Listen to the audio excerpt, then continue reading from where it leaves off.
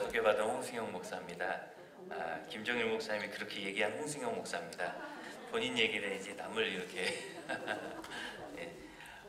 파워포인트를 좀 올려주시겠어요? 예.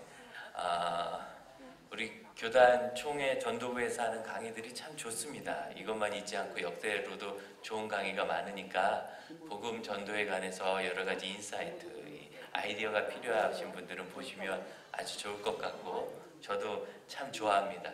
이제 간사님들을 계속 해년마다 순환해서 모시기 때문에 교체해서 모시기 때문에 새로운 것들을 계속 볼 수 있어가지고요. 변화도 탈 수 있고 그렇습니다.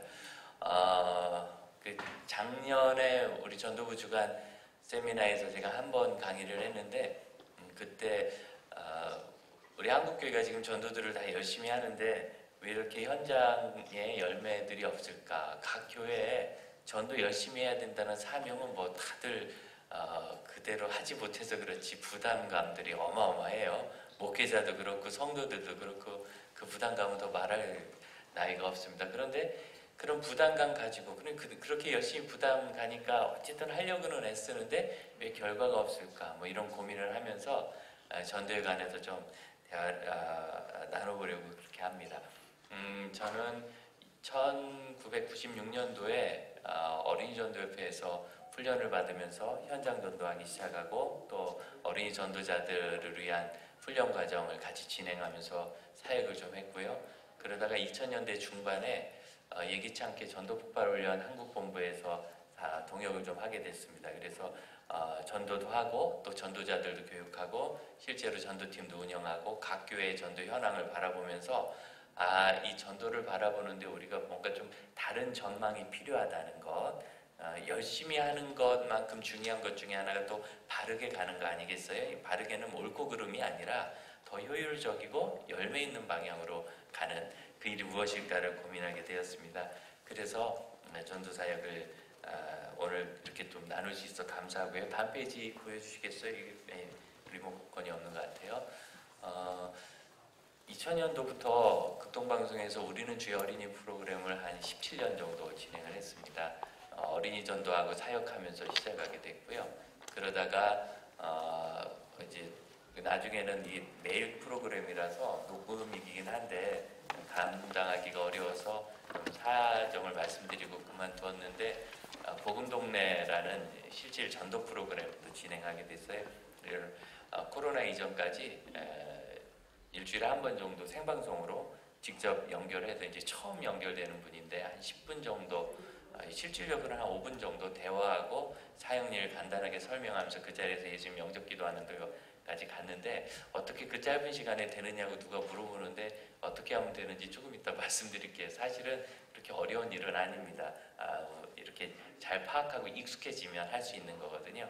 그리고 2011년도부터는 송파 남단에 있는 아름다운 가지 장지교회 담임 목사가 돼서 섬기고 있습니다. 2011년도에 제가 교회 담임 목사가 됐을 때 이제 이 교회는 1975년도에 개척이 돼서 지금 이제 50년 가까이 되는 그런 상황이죠. 1대 목사님이 오래 목회하셨고 2대 목사님이 1년 반 정도 짧은 기간 목회하시다가 여러 가지 상황으로 그만둘 수밖에 없는 한국교회가 흔히 겪는 아픈 일들을 겪은 그런 교회입니다.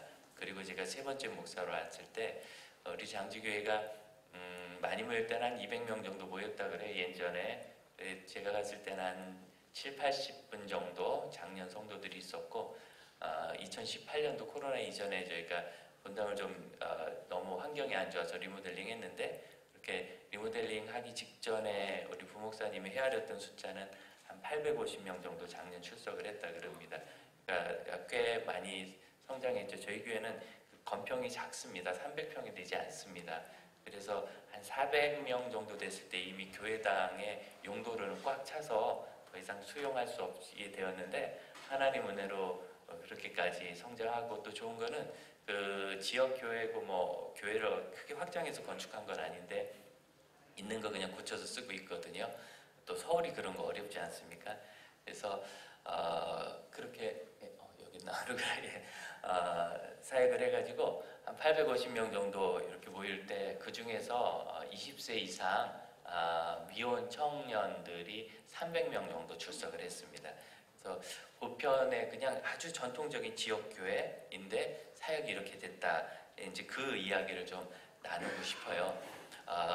흔히 전도라고 할 때 그러면 이제 오늘 피켓 전도 우리가 이야기를 들었듯이 일단 생각하는 게 노방 전도 생각 딱 나가죠. 나가가지고 막 전도하는. 왜냐면 길거리에 사람이 많으니까. 근데 여러분 사람이 많다고 해서 그 사람이 내 사람이 될지는 또 모릅니다. 그리고 효율적으로 이렇게 우리 교회로 인도될 수 있는지 이것도 좀 모릅니다. 실제로 교회로 초청된 사람 중에서 그러니까 아무런 관계성 없이 노방전도를 통해서 이렇게 교회로 초청된 사람들에서 현장에 남는 퍼센테이지가 3%라는 그런 음성적 통계도 있습니다. 조금 절망적이죠. 이런 일들이 왜 생기는지 오늘 그 이야기를 좀 같이 나눠보려고 해요. 그런데 이렇게 전도를 할 때 노방에 나가서 교회 오시라고 하고 대표적인 총동원 전도주일 한국교회 한 40년 정도 유행처럼 지금까지 계속되고 있는 전도 프로그램입니다. 온 교인들이 혼자 하면 좀 힘드니까 으쌰해서 힘내고 그 기간 동안은 여러 가지 지원들이 나오죠. 뭐 선물을 나눠줘서 갖다가 전도 대상자에게 주라고도 하고 교회 무슨 좋은 음악 프로그램 같은 걸 열어서 VIP 초청을 하도록도 하고 그런 때 또 식사도 뭐 우리는 국수 말아 먹다가 그런 때 또 막 스테이크 이런 걸 내가지고 좋은 이렇게 환경을 조성하고 초청하고 연예인들 간증이 익숙한 분이 자기가 저렇게 유명한 분이 예수님 믿는다는 거 보니까 예수님 믿는 게 좀 괜찮은가 봐 이런 신뢰가 생기겠죠. 그런 연예인들을 초청해 놓고 또 오시기도 하고 이런 식으로 하는 것들이 다 초청이라는 과정입니다. 그런데 초청하면은 그렇게 오신 분들이 다 예수님 믿느냐? 저희가 처음 교회 갔던 게 이제 아주 어렸을 때 할머니 따라 한두 번 가본 거 빼놓고는 제 발로 걸어간 건 초등학교 3학년 때였던 것 같아요. 3학년 때 시골에 있는 읍내에 있는 교회를 갔는데 그 교회 갔을 때 성경학교였거든요. 오후에 갔는데 잘 놀았어요. 놀고 나더니 그냥 보내더라고요. 그날 프로그램 자체가 아이들 데리고 노는 성경학교 오전에 예전에 성경 공부하고 점심 먹고 오후에는 뭐 좀 놀고 소풍 가고 수영하고 이랬지 않습니까? 그러니까 전 놀고 들어간 거예요. 그리고 다시 교회 갈 기회가 없었습니다. 그러니까 교회에 초청돼서 왔다고 해서 그 사람이 복음을 들었느냐, 예수님이 당신의 구세주라는 걸 들었느냐, 예수님이 당신의 구세주인데 그분을 믿어야 되는 이유가 뭔지, 어떻게 하면 그분을 믿고 영생을 얻을 수 있는지, 그게 진짜 나에게 필요하다고 느낌 있게 들을 수 있느냐. 여러분 이 과정은요 어릴수록 쉬워요. 어릴수록 아이들은 한 3분, 2분 이렇게 그냥 간단하게 설명해도 예수님을 잘 믿지만 어르신일수록 1시간 넘게 설명을 하고 끄덕끄덕하고 이 예수님 믿으면 천국 가실래는데 예수님 믿으시겠어요? 그러면 뭘 내가 가 그냥 당신이나 가 이러고 도리도리 해버리죠. 나이가 드실수록 어려운 그래서 일찍 전도해야 되는 이유가 이런 데 있죠. 이런 것들을 복음 제시라고 합니다. 복음을 전해준다고 해서 여러분 교재에 제가 이 표를 그려 넣어드렸습니다. 꼭 기억하셔야 됩니다. 그리고 그렇게 복음 제시해서 예수님을 믿기로 한 사람이 교회를 쭉 다녀야 이제 교회가 부흥하겠죠. 이런 과정이 정착입니다. 그래서 전도는 예수님을 전한다 하지만 사실은 이 세 가지 과정이 엮여 있습니다. 그럼 한번 가만히 해보세요. 우리 교회가 지금 애를 쓰고 있는데 전도하자 했을 때 정착시키려고 애쓰자는 얘기인가? 아니면 이 복음을 잘 나눠서 예수님을 믿는 이 믿음에 깨어있고 구원의 확신을 얻자고 하는 건가? 아니면 가서 무조건 데려오라는 건가? 그럼 데려오면 그 다음 대책은 있는가? 이제 저희 교회 청년들은 친구들을 데려오는 걸 많이 좋아합니다. 왜냐하면 친구들이 어렵고 방황하고 힘들고 또 가치 없는 삶을 사는 걸 보면 친할수록 교회로 데리고 오시고 싶어요. 친할수록. 교회 데리고 오면 교회에서 이 아이를 어느 정도 책임져 주는 것을 또 압니다. 실제로 체육하는 친구를 데리고 온 사람이 있었는데 그 체육하는 친구가 교회 와가지고 어쩜 이렇게 술을 안 먹고도 재밌게 놀 수 있느냐고 그런 얘기를 해요. 그리고 자기는 이제 피자들 나눠 먹고 그러잖아요. 나눠 먹으면서 술 안 먹고 피자를 처음 먹어보는데 이렇게 맛있냐고 그런 얘기를 해요. 그냥 뭐하고 살았는지 모르겠어요. 이런 변화들하고 실질적인 도움을 준다는 걸 믿기 때문에 그래서 이렇게 전도의 세 마당을 구분을 하는데 다음 페이지 주시겠어요? 이제 우리 그 총회 전도부에서 요 다음 페이지 뒤로 가지 마시고 앞으로 가시기를 감사합니다. 한 번 더 가주세요. 총회 전도부에서 오랫동안 이 복음 전도에 대해서 이렇게 전도하는 강의를 했을 때 대부분 많은 강사님들이 이 초청에 대해서 도전도 하시고 방법도 가르쳐 주십니다. 제가 지나간 역사들을 이렇게 쭉 보니까 정말 너무너무 감동적이었어요. 아파트에서는 어떻게 전도할 것인가, 그 다음에 지역 도서관으로 전도할 수 있다. 이제 다음 주에 그런 강의가 또 있는데, 지역 도서관으로 해서 전도 효과를 어떻게 얻을 것인가, 뭐 공부방, 그 다음에 외국인 근로자들을 어떻게 전도할 것인가, 뭐 일반적인 지역교회, 농어촌은 어떻게 전도할 것인가, 개척교회는 어떻게 하는가, 상가교회는 어떻게 하는가, 정말 다양한 전도의 도전들이 굉장히 감동받았어요. 사실 이 초청이라는 사역이 남 모르는 사람에게 가서 말 걸고 교회 오세요 하는 거 결코 그렇게 뭐 쉬운 일은 아니잖아요. 근데 일을 지금도 열심히 하십니다. 우리 권사님들이 휴지 들고 토요일날, 평일날 또 길가에 서가지고 지하철 입구에서 나눠드리면서, 더구나 이런 코로나19 같은 데는 이러기도 쉽지 않은데, 이런 때도 이제 조금 이렇게 거리두기가 완화되는 것 같으면 장갑을 끼고 비닐봉투에 담아서 그걸 또 막 소독제 뿌리면서 이렇게 나눠주시고, 그리고 너무 감동적이죠. 정말 감동적입니다. 이런 모든 것을 초청이라고 합니다.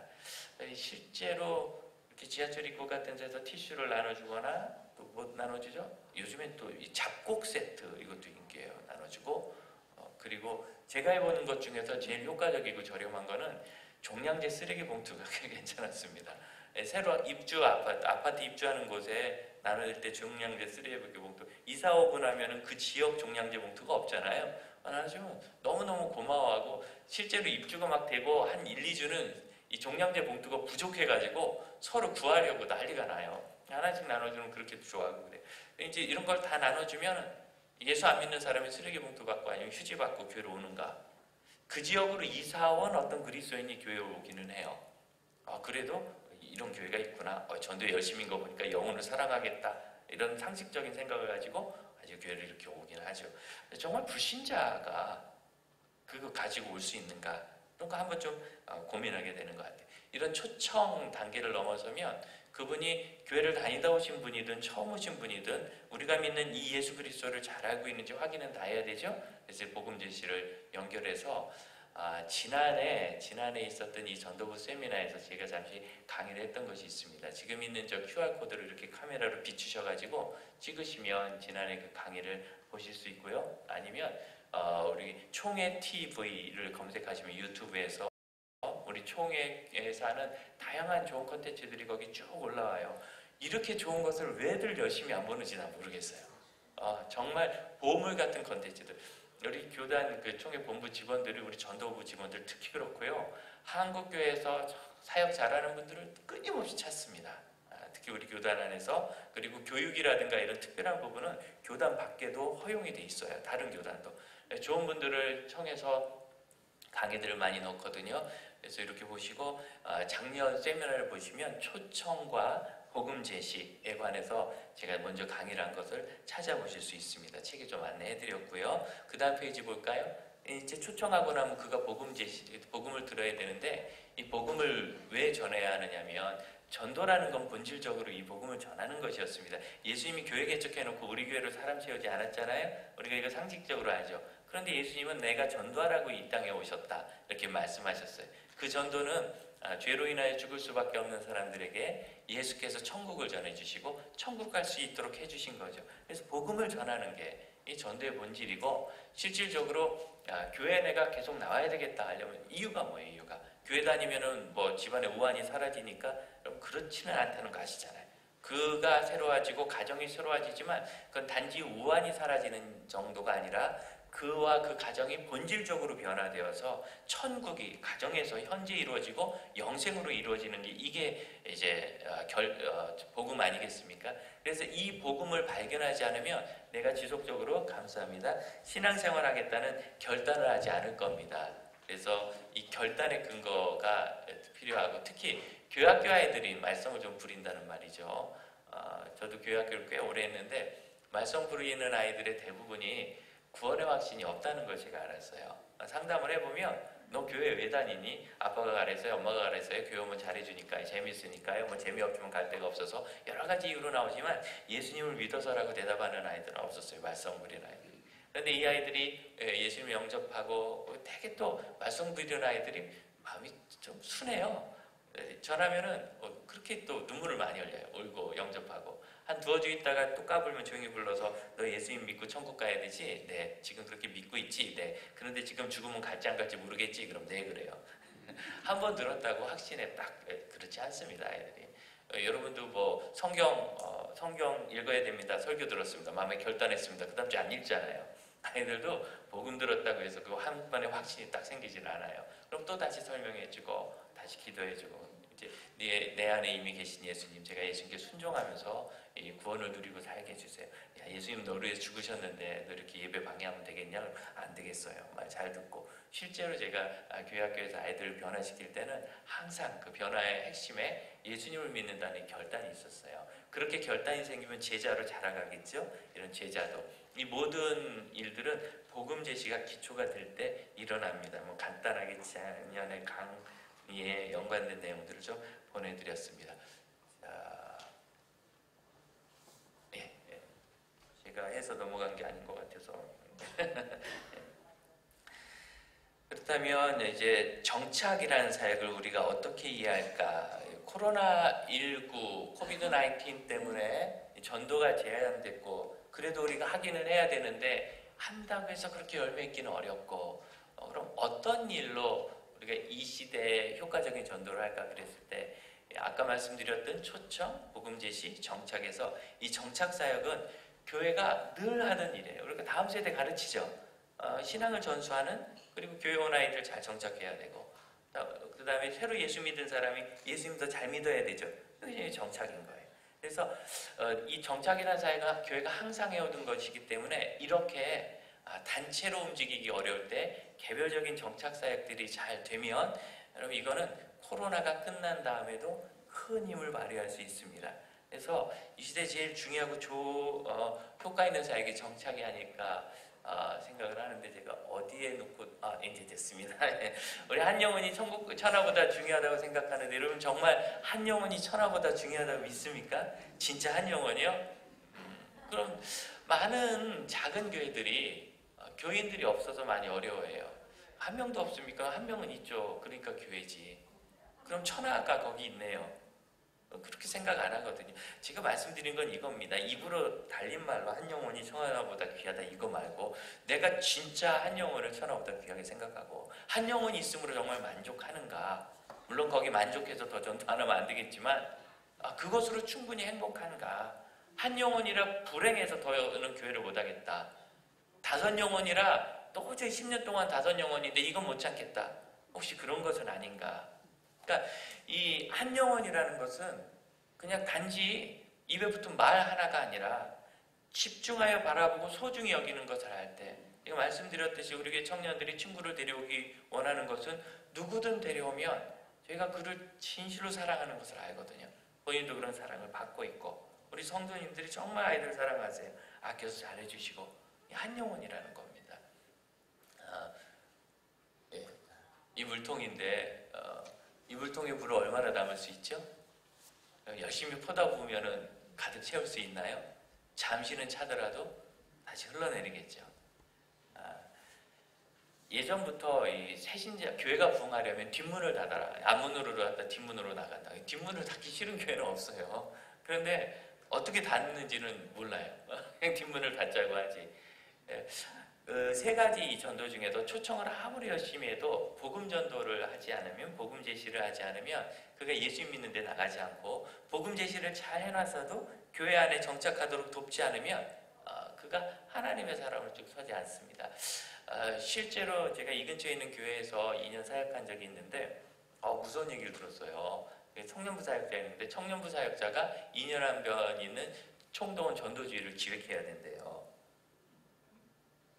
성도가 한 1100명 모이는 교회인데 작년에 할 때는 새신자가 1300명인 것 같대요. 성도가 1100명 모이는데 새신자 초청을 1300명인가 했다. 너무 놀랍죠. 그래서 이걸 어떻게 하나. 그러고 보니까 충분히 하겠어요. 교회가 그런 낯선 사람에게 접근하는 시스템이 잘 돼 있어서 노방전도도 꾸준히 할 뿐만 아니라 지역에는 수십 개의 노인정을 계속 2주에 한 번이나 한 달에 한 번씩 순회 방문하면서 간식도 드리고 말벗해 드리고 주물러 드리고 하면서 이 봉사를 열심히 해요. 그러다가 총동원 전도주의 하는 날이 딱 결정되면 그때는 다 한 번씩 가는 거라고 어르신들에게 이야기 딱 하고 당일날 버스를 막 10대 정도 동원해가지고 계속 실어 오세요. 또 이제 선물 좋은 거 드리죠. 그래가지고 하니까 이렇게 하면 하겠다. 그래서 열심히 해가지고 한 1,500명인가 1,600명을 모았어요. 선물이 한 300명 부족해가지고 그분들은 죄송하다고 이름만 써놓고 식용유 세트를 이거 나중에 드리겠다고 이 정도로 그렇게 해서 1,500명 넘게 왔는데 그 다음 주에는 그 중에 몇 분이 교회 오셨는가? 3분이 오셨어요. 3분이 와보니까 아무도 안 왔거든. 안 와도 되는구나 하고 그 다음 주에 다 나와버리셨어요. 그러니까 초청을 했지 거기서 그 이상 어떻게 나가기는 어려운 거죠. 그분들을 쭉 분류를 해보니까 다른 교회 다니시는데 부탁하니까 또 우리 교회도 가보고 싶고 그래서 한번 오신 분도 계시고 난 정말 갈 생각이 없는데 그래도 내가 2년 동안 얻어온 게 미안해가지고 한 번은 가준다. 손님처럼 오신 분 그런 분들이 시골에서는 그런다고 그래. 가면은 감사원금 봉투에 죽 발전이라서 주고 간다고 손님으로 오신 거니까. 그래서 이런 거 저런 거 하고 다 빼고 이렇게 교회에 관심이 있는 분들을 저희가 전화를 해보니까 그 중에서 한 130명 정도가 10% 정도 되죠. 신앙에 관심이 있으시고 저희를 만나줄 그런 준비가 돼 있으셨어요. 그래서 그분들을 주에다 다시 만나가지고 한 번 만나고 그 다음에 4번 만날 걸 약속해 주신 분은 4번을 만나고 그리고 몇몇 분은 교회로 계속 오시기 시작해가지고 연말에 신앙생활 하시는 분들을 마지막 결산 냈는데 70분 정도가 12월에 있는 초청하는 날에 오셨어요. 그분들은 그 사이에도 한두 번씩 교회를 좀 오시고 몇몇 분은 꾸준히 오시는 분도 계셨고 이런 분들이 그랬습니다. 그러니까 꾸준히 사역을 해서 교회로 오신 분들에게 4주 동안 복음 전하는 거죠. 사역률 성경 공부하고 한 번밖에 시간 안 주실 분은 한 번에 그냥 사역률 다 전하고 이런 식으로 해서 복음을 제시하고 그 다음에 정착할 수 있도록 꾸준히 도운 겁니다. 여러분 이런 게 바로 정착사역이라는 겁니다. 정착사역의 대상이 되는 우리 분들 세신자분들은요 특징이 있는데 이분들은 뭐라고 얘기할 수 있을까? 어떤 영적 갓난아기라고 얘기할 수도 있고요. 교회 세신자들이 실질적으로 신앙생활을 꾸준히 길게 해나가는가? 저희 교회도 여러 분이세요. 저는 참 부끄럽게도 많은 세신자들을 놓쳤습니다. 여기서 얘기한 세신자 한 주 왔다 갔다 뭐 그런 분 정도가 아니라 예수님도 영접하고 기도하고 심지어 1년, 2년 지나서 세례도 받고 그러셨는데 최근에도 자매님 한 분이 노방전도를 통해서 연결돼서 교회 오셔가지고 한 2년 잘 다니셨어요. 저희가 세례도 드리고 주일은 거의 성수하시고 이제 코로나가 되면서 어려웠지만 그래도 덜 심할 때는 꼬박꼬박 정말 집사님 권사님들도 안 오시는데 이 세신자가 교회로 오고 그리고 잘 양육되었는데 갑자기 화가 나버리셨어요. 연락도 안 받고 지난주에는 제가 마음이 너무 뜨거워져서 새벽에 설교 준비하다가 새벽에 길게 카톡 문자도 넣었는데 보니까 읽으셨어요. 근데 오지는 않고 답심도 없고 들려오는 말은 내가 이제 더 이상 교회를 다닐 수 없게 되었다 이렇게 말씀을 하셨다 그래요. 그래서 다닐 수 없게 되었다는 것이 무엇인지 아무도 몰라요 우리가. 왜 그러냐면 여러분 세신자들은 되게 조용히 교회 다닙니다. 세신자 중에 시끄러운 분이 오시면 좀 여러분 힘들죠. 세신자 나왔으면 좋겠죠. 조용히 오시고 무슨 봉사를 하는 것도 아니고 찬양대를 하거나 이런 것도 아니고 교회 뭐 청소하고 이런 데 오는 것도 아니고 되게 조용히 왔다 조용히 사라지세요. 이분이 주일 예배 드리고 수요예배도 한 번씩 오고 어떤 때는 새벽 예배도 오고 금요 기도에도 오셨었는데 항상 조용히 왔다 조용히 가세요. 나이가 좀 있는 자매님이셨는데 조용히 있으니까 우리가 그분들이 안 나와도 잘 몰라요. 여러분 장로님 한 분이 딱 안 나오신다. 눈에 확 띄지 않겠어요? 세신자는 안 나와도 너무 조용하기 때문에 더구나 지금처럼 이렇게 마스크 해가지고 여러분 왜 이렇게 얼굴이 작은지 마스크가 얼굴을 반이나 가려요. 그러니까 이제는 서로 알아보기도 어렵고 그래서 안 나와도 모르죠. 새 한 마리를 좀 보여드릴게요. 스크리처 아울이라는 새인데 보이십니까? 부엉이 한 마리가 외국 부엉이입니다. 이 사이즈가 이 벽만합니다. 작은 새인데 이 새는 저렇게 몸이 작으니까 구멍에 들어가서 딱 숨어서 낮에 자다가 밤에 움직이는 새입니다. 저는 이 새를 보면서 여러 가지 생각을 해요. 우리 자녀들이 참 학교나 이런 데 가면 어려운데 집에 오면 잘 그 얘기를 못하죠. 얘기를 해도 사실 길도 없고 이런 것도 생각하고 교회 새신자를, 그럼 새신자들이 교회 올 때는 그래도 신앙생활, 뭐 종교생활인지 신앙생활인지 하러 오는 거기 때문에 옷 단정히 하고 오셔가지고 얌전히 예배 잘 드리고, 또 보통은 새신자가 잘 안 졸아요. 주로 안수 집사님들이 많이 조는 것 같아요. 사역을 많이 하셔서 그런지 잘 졸지도 않아요. 꾸준히 왔다 가니까 그 사람이 신앙생활 잘 하고 있는 걸로 착각해. 만일 안수 집사님 중에 누가 어떤 직장에 큰 어려움이 있거나 가정에 어려움이 있다면 얼굴에 빛이 확 달라져요. 표가 나요. 새신자는 늘 웃어요. 밝은 표정이고 자기 관리를 하는 거죠. 그렇게 또 화가 안 나오니까 우리 새신자가 어떤 문제가 있는지 전혀 모르는 가운데서 그냥 잘 나오나 보다 덮어놓고 이렇게 생각해요. 그래서 이 새가족 사역이라는 것은 그런 분들을 적극적으로 이렇게 안아가는 과정이라고 전 얘기하고 싶습니다. 근데 언제까지 안아가야 되는가? 우리 이제 그 백을 알아야 되는 이 스크리처울이 원래 이렇게 생겼대요. 사실인데 똘망똘망하게 생겼죠. 그리고 화나면 이렇게 좀 무섭게. 예, 이것도 맹금류라서 이 작은 동물을 잡아먹거든요. 사실은 굉장히 이렇게 에너지가 넘치는 새인데 이렇게 얌전히 자고 있으면 마치 코가 아픈 사람처럼. 그러니까 모든 새가족은 여러분 사회에서 그가 아무리 지위가 높거나 또는 가난하거나 부하거나 상처가 있거나 건강하거나 상관없이 교회 안에 오면은 잘 숨어들기 때문에 계속 안고 관리하고 이끌어내지 않으면 아까 같이 그렇게 좀 역동적인 모습을 보기가 어렵습니다. 이걸 해내려니까 어려운 거죠. 마치 아이 키우는 육아와 같다고 이야기할 수 있겠어요. 이제 새 한 마리가 새끼를 낳는데 먹이를 달라고 조르니까 막 미치겠다. 애나 사람이나 새나 사람이나 자녀 키우는 거 정말 어려워요. 여러분 아기를 낳는 게 어려운가요? 키우는 게 어려운가요?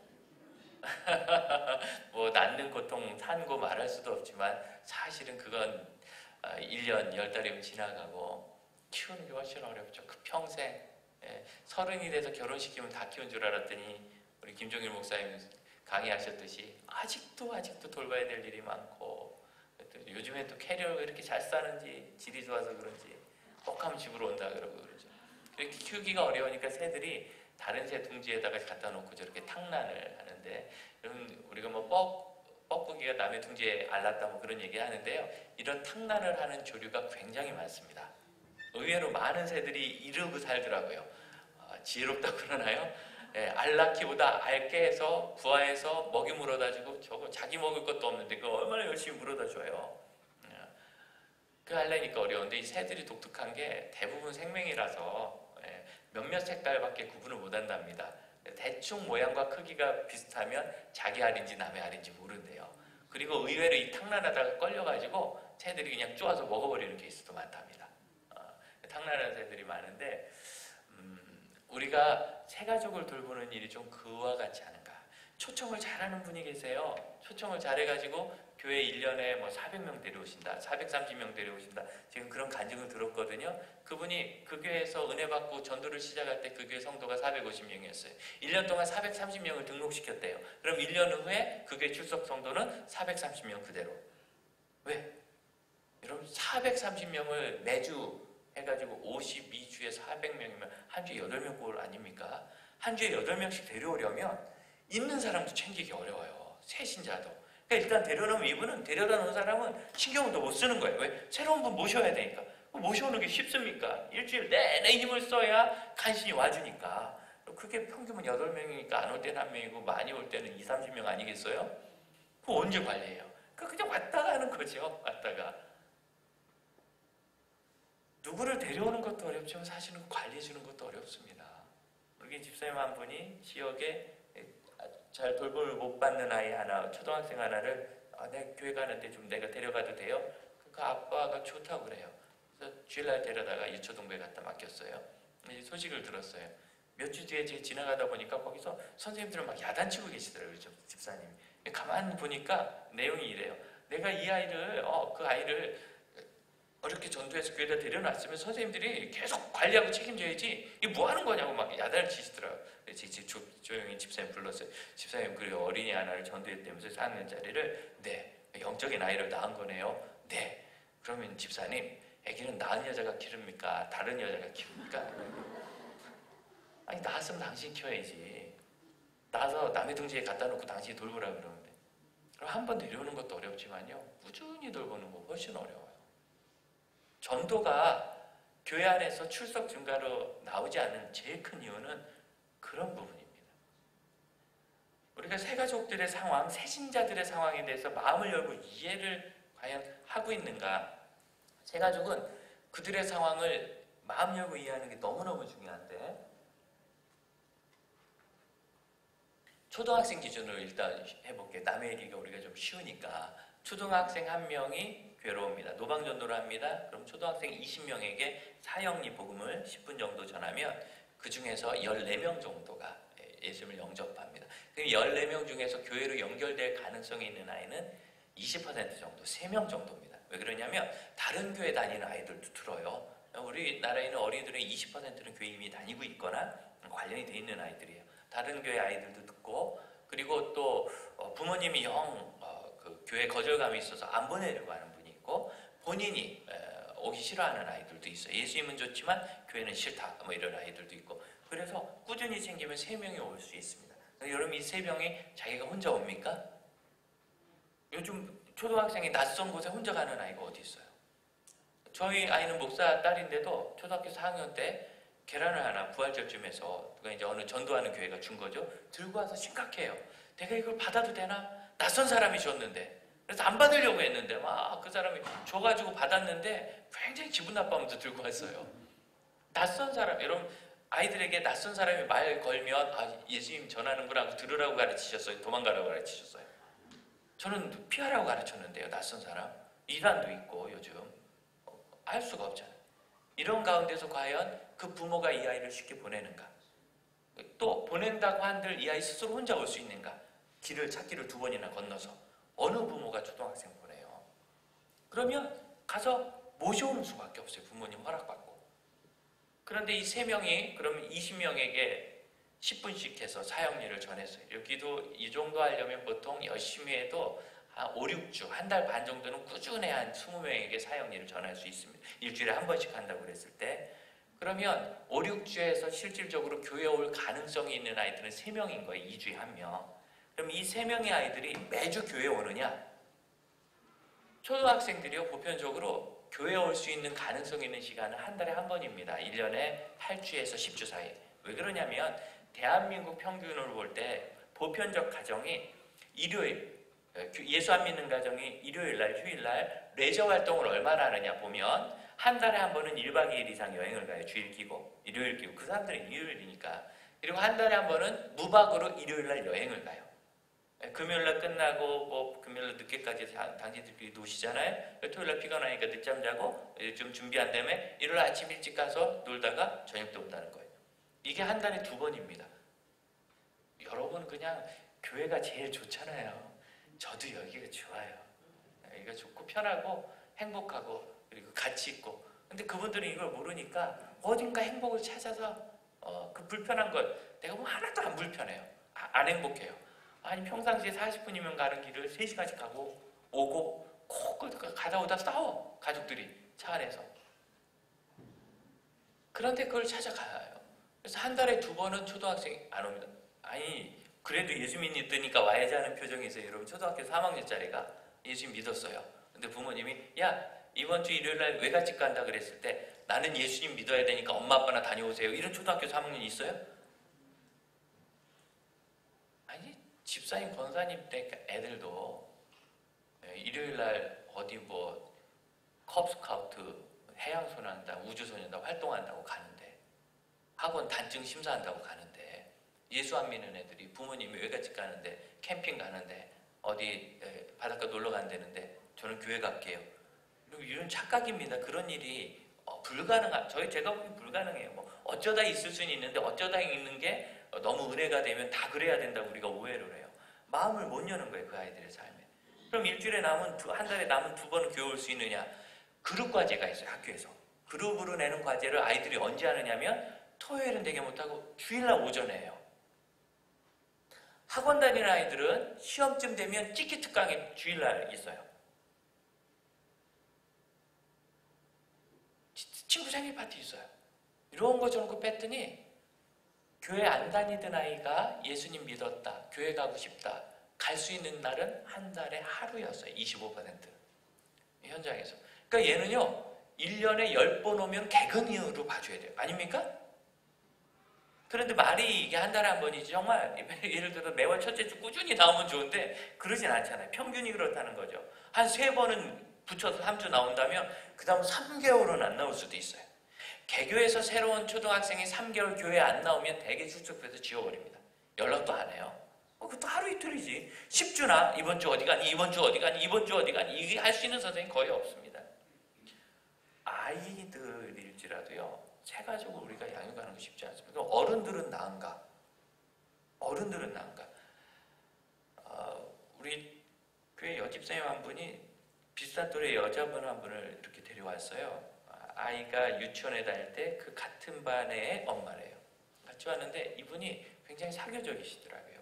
불신 가정이세요. 배경 자체도 교회도 거의 가본 적 없고 왔는데 교회 뭐 아이들 잘해주죠. 월급 한 번도 안 받고 그 선생님들이 그렇게 잘해주는데 또 성경학교 때 얼마나 힘을 썼습니까? 감동을 너무 많이 받아가지고 이분이 지금 이제 휴대전화 카메라가 다 좋은데 그때는 다 디지털 카메라를 쓸 때였어요.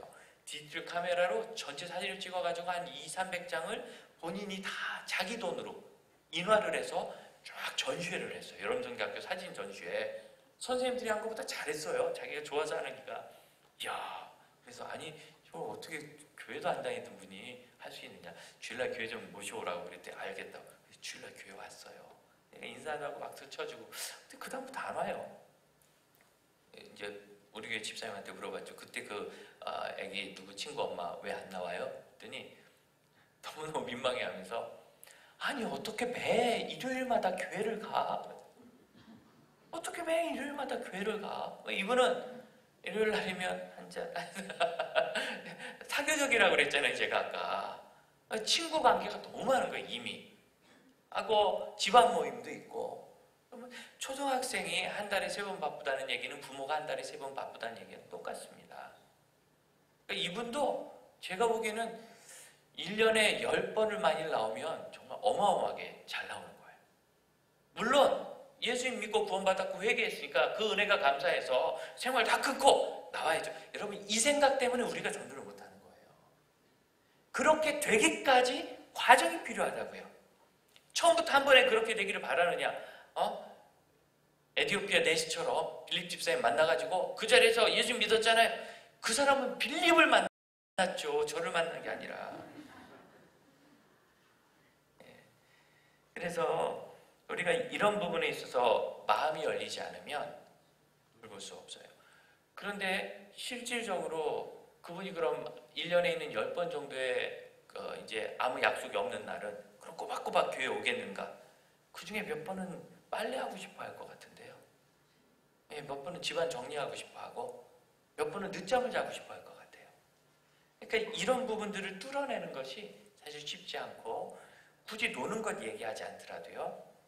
간호사분들, 의사분들 2교대, 3교대 하잖아요.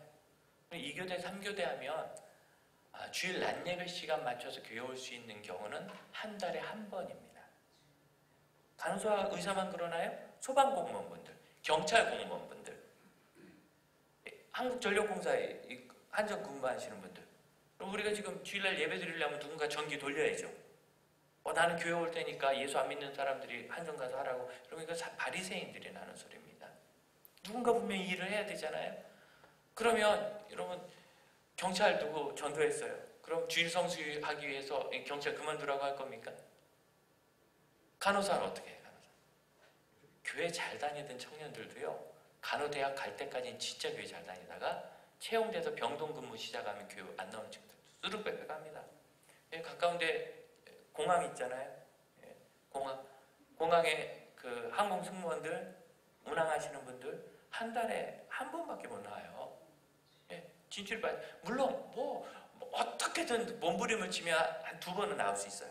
근데 그런 거는 정말 밤새 근무하고 그리고 와야죠. 가능한 수준. 그렇죠? 그럼 이런 부분들에 대해서 우리가 대안을 가지고 답을 가지고 있는가? 이런 부분입니다.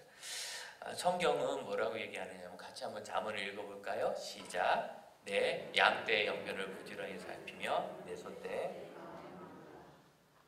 부지런히 살피고 마음을 두는 것을 그들을 끌어안는 것이라고 표현해도 되지 않겠습니까?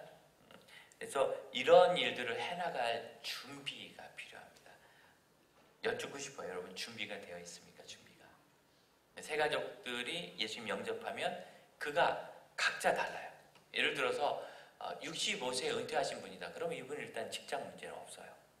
친구 만나는 것도 평일날 만나시더라고요. 은퇴하신 분들은. 그러니까 주일 성수하신 게 괜찮아요. 문제는 교회 오면 좀 낯설고 65년이라는 너무나 긴 기간을 교회 밖에서 살았기 때문에 교회 문화 자체가 참 어려워요. 이런 분들은. 50대가 되신 분들은 마음이 굉장히 어렵잖아요. 여기서 이제 임원 달면은 직장을 더 다니는 거고 임원 못 달시면 2, 3년 후에 명퇴해야 되는 거예요. 20대는 또 다르지 않습니까? 군대 가기 전에 군대 간 후 졸업한 재수하는 반수. 요즘 또 반수는 전 달걀 반수구나라도 도대체 대학을 반수한다는 게 내가 하나님이 주신 곳에서 열심히 공부하고 이렇게 해서 빨리빨리 나가야 되는데 계속 이 이름판 때문에 앞으로 더 못 나가고 그렇다고 그만도 못 두고 대충 이름 걸어놓고 돈 내놓고 딴 공부를 한다는 거예요. 학교 공부와 상관없는 입시 공부를. 그 답답한 마음을 우리가 이해해야죠. 참, 뭐 우리 교단에는 없지만 유명한 여자 목사님 사역을 잘 하시는데 그분이 집사님일 때 당신의 아들이 재수하면서 재수반 아이들 데리고 그렇게 큐티 모임을 많이 하셨어요. 그 아이들 돌보느라고 애쓰셨고 그러니까 그 아이들 전도가 또 되는 거예요. 그 마음을 이해해주고 과연 한국교회가 고3 재수생 관리가 되고 있는가?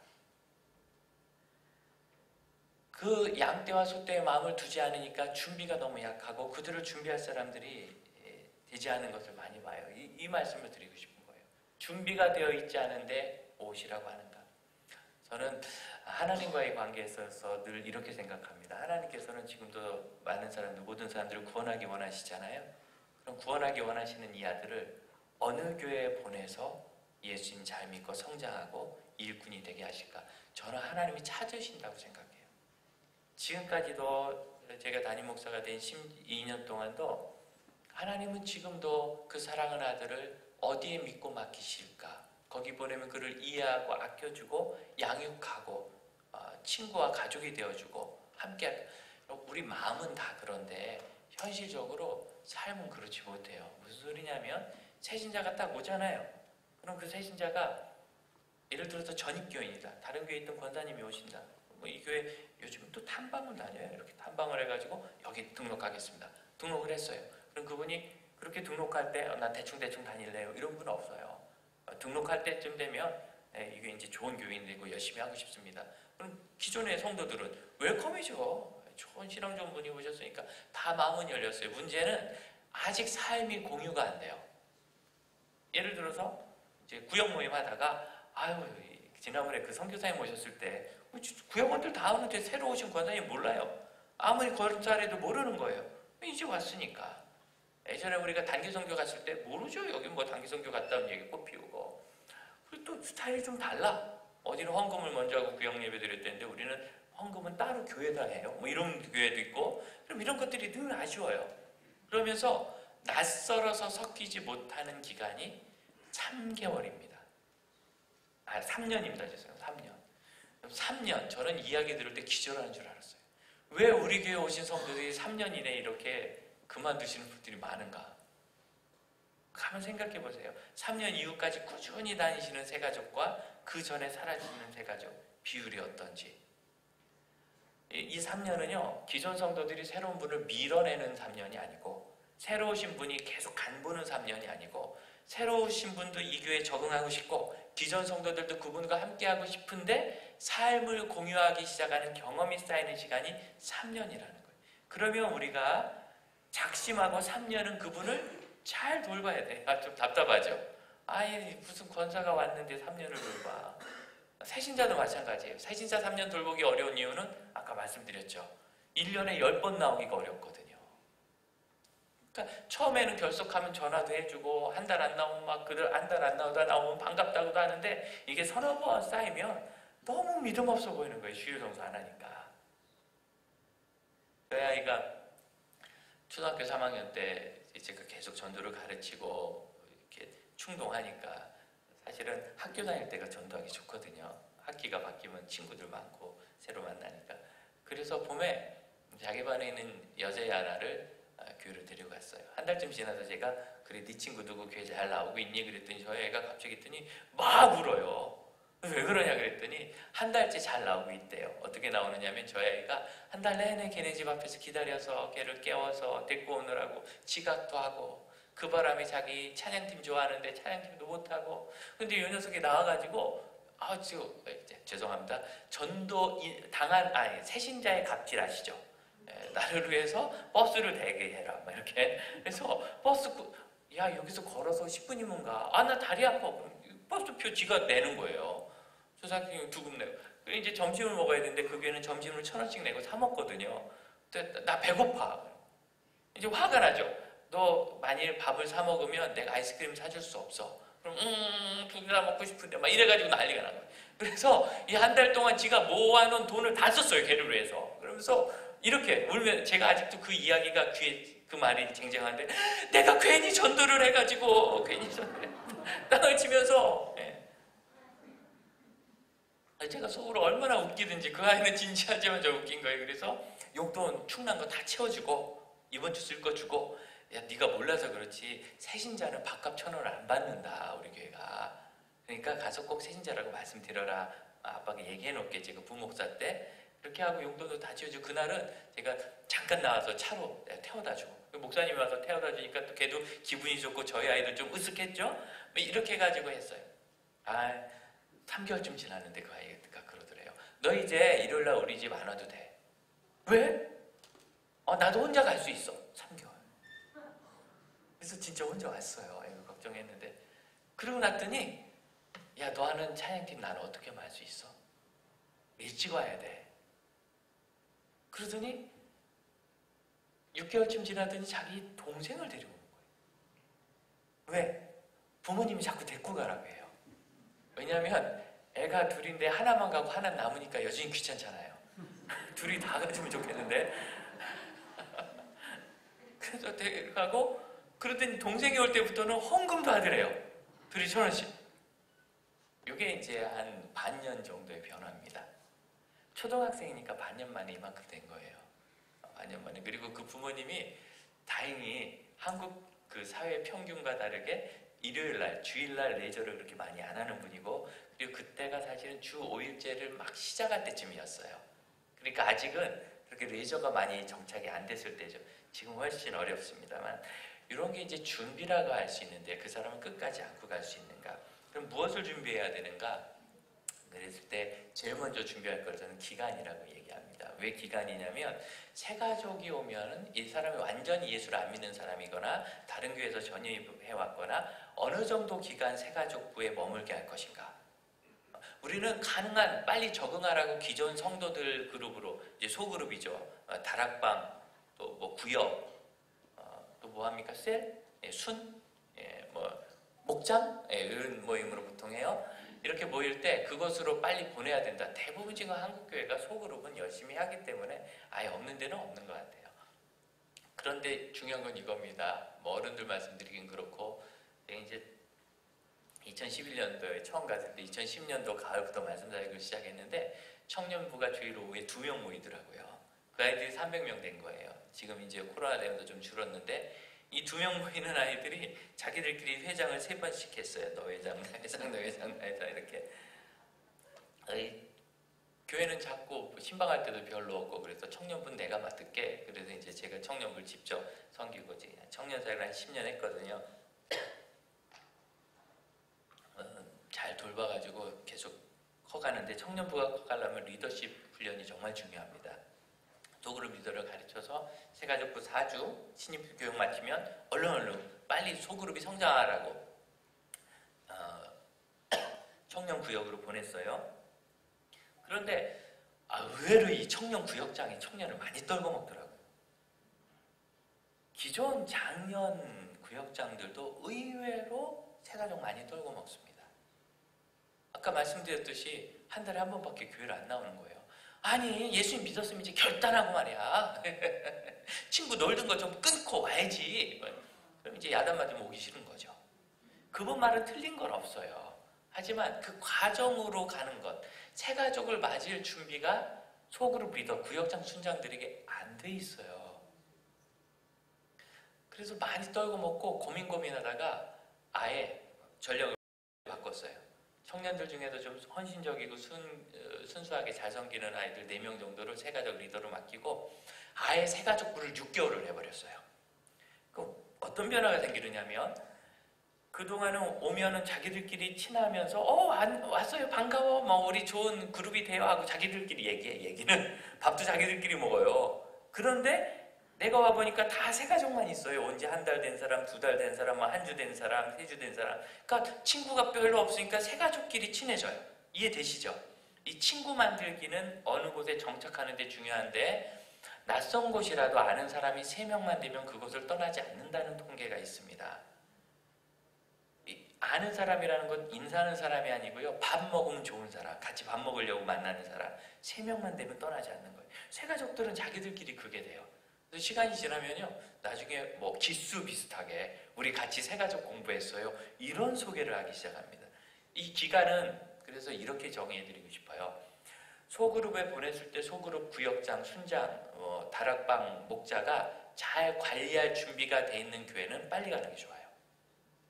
그런데 통계적으로 보면 보내놓으면 자꾸 떨고 먹는다 그러면 아예 그냥 새가족들을 묶어서 거기 있다가 아예 그분들끼리 새로 구역을 시작하는 게 나아요. 그래서 이런 기간 고민이 좀 필요하다 생각하고요. 재생산이라는 거 따라합시다. 새신자가 주변에 우수한 죄인이 많다. 예, 새신자 주도예요. 제가 아는 권사님은 남편이 불신자인데 총동원 전도주의를 할 때마다 그분을 모시고 와요. 남편을. 얼마나 다행이에요. 그분이 교회를 안 다녀서 매년 모시고 올 사람이 있잖아요. 권사 체면에. 예. 그런데 나머지는 사실 싫은 게 아니라 신앙생활을 한 50년 하시면 주변 사람들 다 교회 다니잖아요. 그리고 나머지 사람들은 애초에 안 다니려고 거절을 많이 한 사람이에요. 이미 초청할 사람은 다 했어요. 근데 새신자는 5명 중에 1명 정도는 또 다른 사람을 데려온 2-3명 이상을 데려올 수 있는 그런 여지가 있어요. 다 그런 건 아니에요. 그건 착각이고 게다가 한 5명 중에 1명 정도는 1명, 2명, 3명을 더 데리고 와요. 이런 분들을 잘 찾으셔야 돼요. 누구나 다 그런 게 아니라 재생산하는 기회가 되고 그 다음은 새신자는 부지런히 소개하는 사역을 해야 돼요. 이 새신자를 교인들에게 소개하고 교인을 이분에게 소개하고 특히 관련이 되는 어떤 분들 저희 교회에서는 열린 순이라는 사역을 하는데 소그룹을 순이라고 부르거든요. 구역을. 그런데 이 구역에 못 오는 새가족들이 특히 이제 조금 급하게 부흥한 교회들은 구역 모임을 잘하는 사람보다 안 하는 사람들이 더 많아져요. 저희가 구역 모임 숫자가 한 40% 정도인 것 같아요. 60% 정도는 소그룹 모임에 참여를 안 해요. 계속 지금 늘려가느라고 애쓰고 있는데 그럼 나머지 60%는 어떻게 하는가? 그리고 그런 분들은 전도회장들이 전도회 회장, 부회장, 임원들이 관리하도록 지금 구조를 짜고 있습니다. 그럼 전도회장을 소개시켜 놓으면 전도회장이 전화 신방을 했을 때 그분이 서로 인사할 수 있게 되죠. 이제 전도회장들이 뭐 구역장을 하는 분도 있지만 특히 안 하는 분들은 그런 식으로 해서 소그룹에 속하지 않은 새가족들이나 오래된 성도들일지라도 소그룹에 속하지 않은 사람들을 잘 돕습니다. 자, 간증. 새가족이 신앙 성장하는 거는요, 성경 공부라는 단순한 구조보다는 다른 사람이 예수 믿을 때 어떻게 했는지를 들으면서 배워간다는 통계가 많아요. 원주에 있는 교회인데 개척해가지고 성도가 한 250명 됐거든요. 괜찮아요. 그런데 연말 결산이 한 7천만 원 정도. 왜냐하면 너무 새가족이 많으니까 11조를 못 가르치니까 이분들이 2,000원은 도대체 누가 정했는지 올 때마다 1,000원 이렇게 해요. 그것도 귀하게 드리면 귀한데 그냥 너무 가볍게 드리는 거죠. 뭐 그런 거. 그러다가 서울에 있는 한 교수님이 대학 은퇴하시고 원주에 있는 교회에 이제 한 3년 계약직 교수로 오셔가지고 그 교회에 출석을 하셨어요. 장로님이신데. 근데 이분이 대학 교수를 오래 하다 보니까 젊은이들 데리고 같이 지내는 걸 좋아해요. 아내도 그렇고. 그 젊은이들을 모아가지고 주일 오후마다 공터에다 축구를 하고, 그러더니 또 날씨 좋을 때는 솥단지를 걸어놓고 뭐 김치찌개 끓여 먹고 그러세요. 그래서 젊은 집사들이, 젊은 성도들이 그분에게 이렇게 잘 붙는 좋은 구심점이 생겼어요. 그러다가 몇 달 지나서 보니까 이 장로님이 독특한 거래. 그게 11조였어요. 이 11조가 뭔지 그분에게 들어가지고 그걸 따라하는 새신자가 생겼어요. 이거 목사들은 정말 가르치기 어렵습니다. 심지어 어떤 세가족들은 드리는 헌금을 다 목사가 가져가는 줄로 생각하는 분도 계세요. 그래가지고 그 해 예산이 8천만 원이었는데 결산이 2억 원이 넘게 났어요. 그 장로님 한 분의 그 간증과 도움으로. 세가족들은 이런 식으로 해서 성장이 잘 됩니다. 분류를 하자. 그러면 세가족이 왔을 때 아까 말씀드렸을 때 이분은 3교대 하는 근무자다. 그럼 한 달에 한 번밖에 못 온다. 이거 분류해야 돼요. 이분은 처음엔 좀 열심히 오더니 그 다음부터는 잘 안 오려고 한다. 이것도 분류해야 돼요. 이분은 꾸준히 오신다. 그럼 꾸준히 온다고 잘 되는 거 아니라고 아까 말씀드렸죠. 예, 이렇게 잘 분류하고, 그리고 여기서 제일 중요한 건 뭐냐면 기존의 사역팀으로 들어가는 사람을 분류해야 돼요. 모든 세가족은 최대한 빨리 교회 안에 있는 섬김과 봉사에 참여할 때 제일 빨리 정착합니다. 그래서 저희 교회는 세가족들이 예수 믿는 고백만 하면 찬양대에 좀 빨리 세워요. 일단 찬양대가 노래 좋아하는 사람은 좋거든요. 그리고 세가족들이 가운 입는 게 그렇게 느낌이 좋대요. 아직 천국을 안 가봐서 그런 것 같아요. 가운 입는 게 좋대요. 그리고 하고 또 교회학교 보조교사를 좀 많이 시킵니다. 아내 따라 교회학교 보조교사 갔다가 내가 가르치려고 배우면 빨리 열심히 배우거든요. 신앙 좋아진 남자들이 좀 많이 있습니다. 이렇게 해가지고 한 달에 한두 번밖에 안 나오던 사람일지라도 3개월, 6개월, 뭐 1년 이 정도 목표를 가지고 주일 성수하는 사람으로 변화해 갈 수 있도록 좋은 도전을 줘야죠. 그러려면 제일 좋은 게 내가 소속해서 해야 될 일이 있는 거예요. 내가 소속해서 찬양대 들어가려면 여러분 주일 성수 안 하고 찬양대 못 하잖아요. 교회학교 교사하려면 주일 성수 해야 되잖아요. 사역팀으로 들어가기 시작하면 밖에 있는 약속들을 끊기 시작해요. 이분들이. 그리고 주 5일째 얼마나 좋은지 몰라요. 토요일날 실컷 놀고 주일날 교회 올 수 있으니까. 옛날에는 불신자들이 주일밖에는 휴일이 없으니까 어렵지만 언제까지나 새신자는 아닙니다. 모종인데 새순. 도대체 새싹은 언제까지가 새싹일까요? 어떻게 생각하세요? 새싹. 제가 아는 분이 참 기가 막힌 재주가 있는데 씨앗을 심으면 잘 번식을 해요. 저 나무가 감람나무입니다. 올리브. 올리브를 제가 한 그루 선물했더니 그거 잎을 딱 따라가지고 그 물에 꼽아서 뿌리를 내렸어요. 그래서 그거 옮겨 심어서 저한테 거꾸로 선물을 했어요. 그래서 저게 새로 뿌리를 내린 지 한 10달 정도 된 그런 올리브 나무입니다. 그래서 이게 지금 계속 커가지고 올해 2년 차거든요. 이렇게 됐어요. 2년차 가지가 나온 것이 보입니까? 작은 가지들이. 저는 이 정도 되면은 새싹이 아니라고 생각합니다. 그래서 이제 화분으로 정식으로 옮겨졌죠. 우리 새신자가 언제 새싹이 아닐까? 아까 그 아이처럼 내 동생을 좀 데려오고 싶다든가, 교회에서 내가 어떤 모임에 참여해서 뭔가를 봉사하고 싶다든가, 내가 뭘 할 수 있게 됐어요. 그런데 새신자 중에 좀 부끄러워서 그냥 예배만 드릴게요 하신 분은 계속 새신자인 거예요. 이걸 잊으시면 안 돼요. 어디를 봉사하다가도 갑자기 어려워지면 사라지는 게 세가족인데, 그래서 뭔가 봉사하거나 섬기는 2년차 싹이 날 수 있도록 해주는 것 중요합니다. 자, 그 다음에 선발한다. 세가족 돌보미는 세가족이 제일 잘해요. 뭐 누구 심정 누가 한다고. 내가 세가족을 최근에 했던 사람은 세가족 섬김에 맡기면 잘 적응착할 확률이 높은데, 보통 저희 교회에서는 세가족 중에 뭐 어떤 사람인지 알겠죠. 새신자를 잘 돌볼 만한 사람은 처음부터 잘 눈여겨본 다음에 얼른 그분들을 세가족부 사역자로 5주 후에는 바로 발탁합니다. 그러면 세가족이 왔을 때 저도 이 교회 온 지 한 달 반밖에 안 됐어요. 여러분, 이게 굉장히 힘이 있어요. 한 달 반인데도 이렇게 활발하게 활동하는구나. 세가족들에겐 눈이 반짝 떠지는 일이죠. 바나바를 맨 마지막에 드렸는데, 이 바나바가 뭐냐면 1대1로 누군가를 섬기는 일을 좀 잘하도록. 바나바 사역이 한국교회 유명해요. 여러분 자료를 찾아보시면 아주 많습니다. 바나바 사역 1대1 사역인데 이게 이제 작년도에 근데 뭐 지금도 똑같아요. 올해도 이렇게 할 건데 극동방송에서 총동원 전도주의를 방송으로 생방송으로 하고 온라인 연결하고 해서 온라인으로 새신자가 초청돼서 온 거예요. 잘 보면 어른도 있고 아이도 있고 어르신도 있고 남자 여자 젊은이 다양한 분들의 사람들이 보이죠. 그럼 이렇게 많은 분들을 어떤 연관성을 가지고 친구를 소개해 주는 걸 새가족 바나바라고 하는데 청주에 있는 한 2,500명 모이는 교회가 이 바나바 사역을 잘해요. 그 교회는 전교인을 바나바로 써요.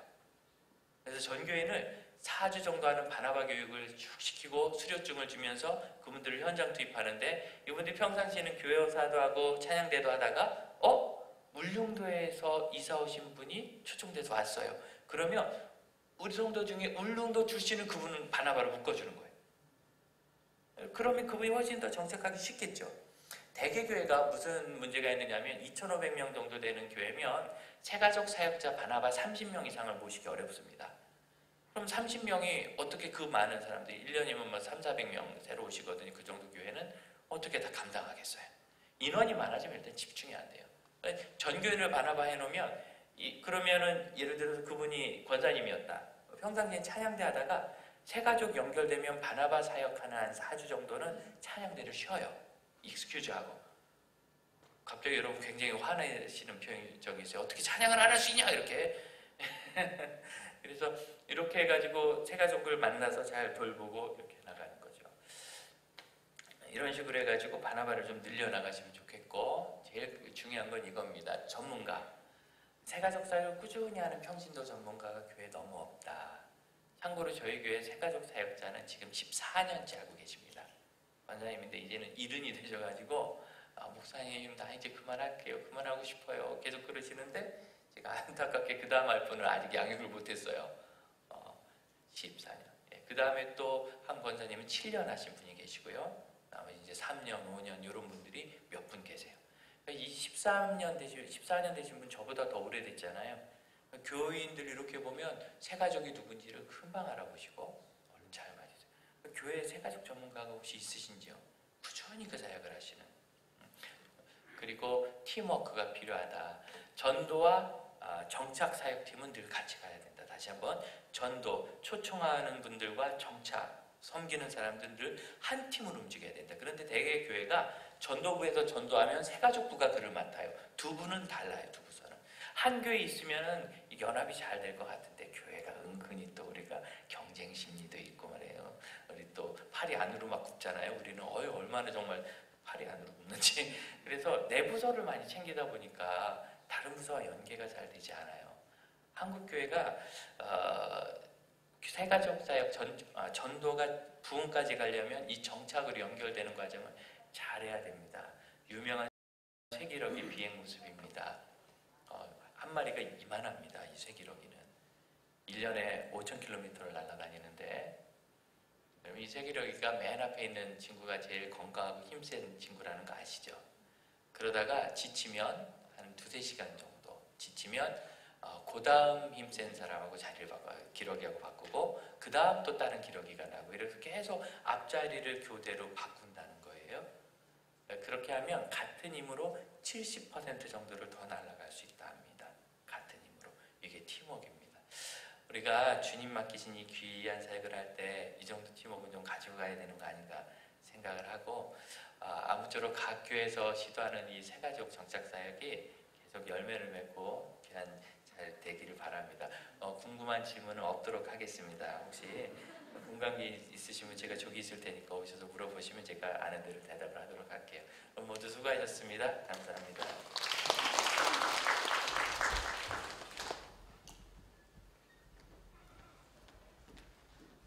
네, 두 번째 강의해 주신 홍승용 목사님, 장지교회 담임 목사님입니다.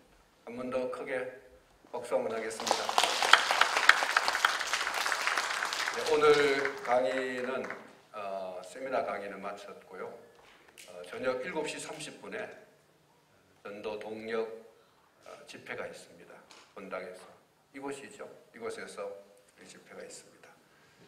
7시 반에 또 많이 나오셔서 집회 참석해 주시면 좋겠습니다. 저녁 집회 말씀은 우리 부장이신 김학목 목사님께서 해주십니다. 우리 부장 목사님 한번 기도하고 마칠까요? 목사님 한번 나오셔서 기도 한번 해주십시오.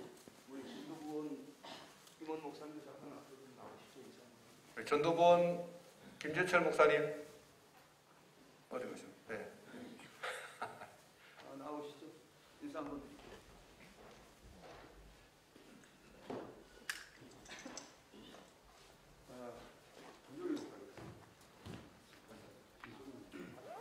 우리 총회 전도부 106회기 우리 전도 임원 목사님들이십니다. 이런 또 세미나 개최할 수 있는 시간을 주신 하나님께 감사하고요. 또 섬길 수 있는 은혜를 주시니 감사합니다. 우리 목사님 임용택 목사님 서기로 수고하시고요. 우리 정창호 목사님 회계로 수고하십니다. 그리고 우리 김재철 목사님 총무님으로 수고하십니다. 여러분들을 섬길 수 있는 그런 은혜를 주심을 감사합니다. 우리 함께 한번 인사할까요? 감사합니다.